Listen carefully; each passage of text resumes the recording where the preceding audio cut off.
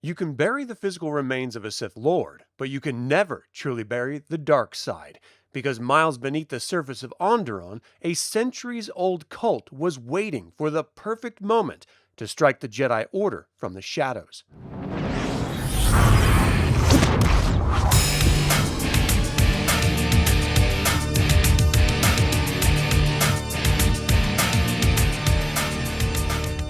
Greetings, my fellow scruffy-looking Nerf Herders, and welcome back to the Infernal Brotherhood. When we last left the world of Onderon, the bloody Beast Wars had seemingly concluded with a joint Republic Jedi victory. Queen Aminoa, who had been channeling the malevolent spirit of the ancient Dark Jedi King Freedon Nadd, was exposed and defeated by Jedi Master Arca-Jeth's powerful light side abilities. But as the Jedi quickly discovered, removing a tyrant from the throne doesn't mean you've uprooted the rot buried deep within the planet's foundations. Today, we open the Holocron to the Freedon Nadd Uprising of 3998 before the Battle of Yavin. We're looking at how a routine funeral service transformed into a full-scale Sith rebellion that pushed young heroes like Qel-Droma to their absolute limits and brought legendary Jedi like Nami's Sunrider into the fray. Let's dive in. Following Queen Aminoa's death, the city of Iziz was left in a fragile state of transition. Her daughter, Princess Gallia, had married the Beast Lord Oron Kira, theoretically uniting the two warring factions of the planet. But the dark side energy left behind by generations of Naddist rule was suffocating. Master Arca-Jeth knew that as long as the massive potent sarcophagi of Freedon Nadd and Queen Aminoa remained beneath the palace, Onderon would never truly know peace. Jeth ordered the construction of a secure tomb made of nigh impenetrable Mandalorian iron on Onderon's nearby dangerous jungle moon of Zun. The plan was simple: isolate the dark side artifacts where the moon's lethal fauna would act as natural deterrents against grave robbers. But during the solemn funeral procession in the streets of Iziz, the ground literally shattered. Interrupting the ceremony, a massive, terrifying subterranean boring war machine erupted from miles beneath the city streets. This wasn't a ragged band of leftover loyalists. This was a highly organized, heavily armored faction of the Naddist army. From the belly of the war machine poured waves of dark side adepts and Naddist soldiers. Leading the charge from the front lines was a towering, imposing figure encased in dark alchemical armor, the Dark Jedi, Warb Null. The assault was a calculated ambush. While the Naddist troops distracted the young Jedi Knights, including Ulic and Qel-Droma and Tot Danita, their true primary objective was achieved.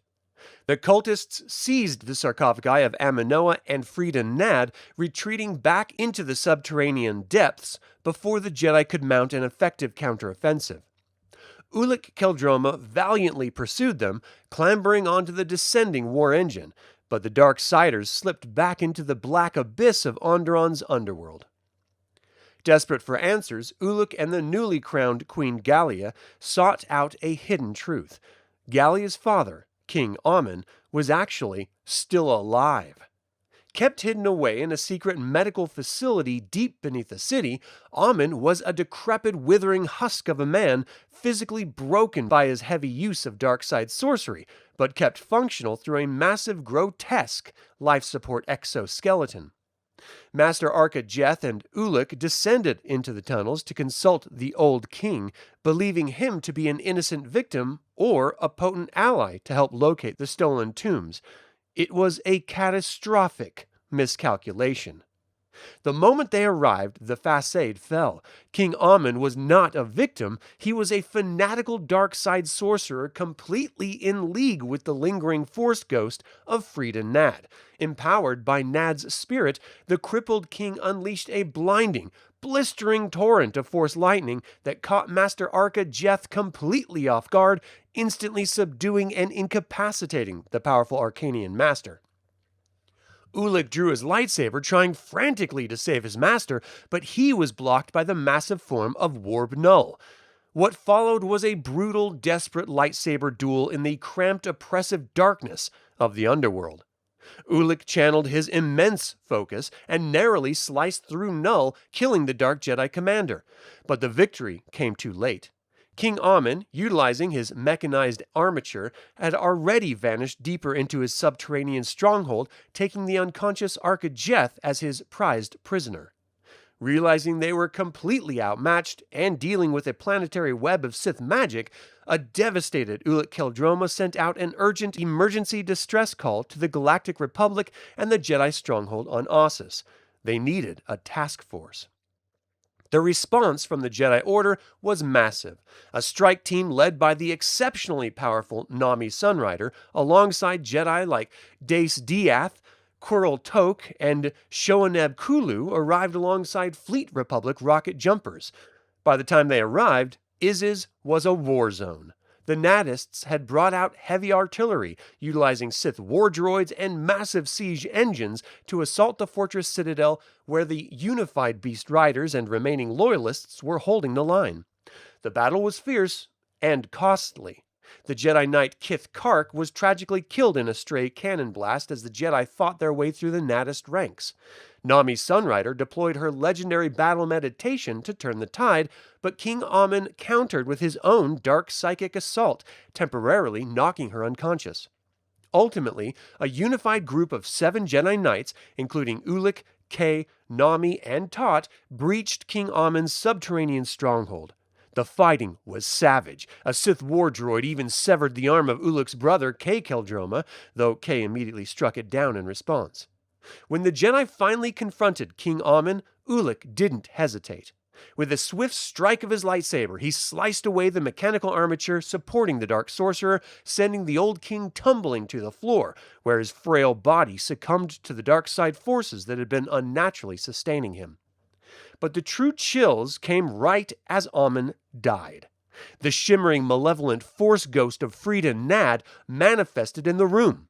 He looked down at the dying king, coldly refusing to save him, declaring that his time had passed. Nadd then turned his spectral gaze toward the gathered Jedi, delivering a chilling prophetic taunt before vanishing into the ether. The Jedi had won the day, but one of them already belonged to the dark side. With King Amin dead, the rebellion collapsed. The Galactic Republic placed Iziz under temporary martial law to restore absolute order. The sarcophagi of Queen Aminoa, King Amin, and Freedon Nadd were finally transported to the obsidian vaults of Zun, sealed away behind heavy Mandalorian iron walls in hopes that their evil would be contained forever. But the ripples of the Freedon Nadd Uprising changed the galaxy forever. It was during this very conflict that Satal and Alimo Cato, the spoiled heirs of the Empress Tata's system, sneaked through the chaos of Iziz, met King Amin, and were gifted a Sith amulet and a book of ancient magic, sparking the rise of the Krath cult, and of course, Nadd's prophecy about Ulic Qel-Droma's eventual fall would loom heavily over the Jedi Order. But what do you think? Was Master Arca-Jeth too reckless in how he handled the aftermath of the Beast Wars? And how do you think Warb Null stacks up against the other ancient Dark Jedi? Let me know your thoughts in the comments below. Thank you to my creator patrons Aaron Hardy and D. Robert Handy, producer patron David Galindo, developer patrons Chris Androu and Sam Ruiz, and all of the YouTube members. Until we convene again, my fellow scruffy-looking Nerf Herders, may the Force be with you.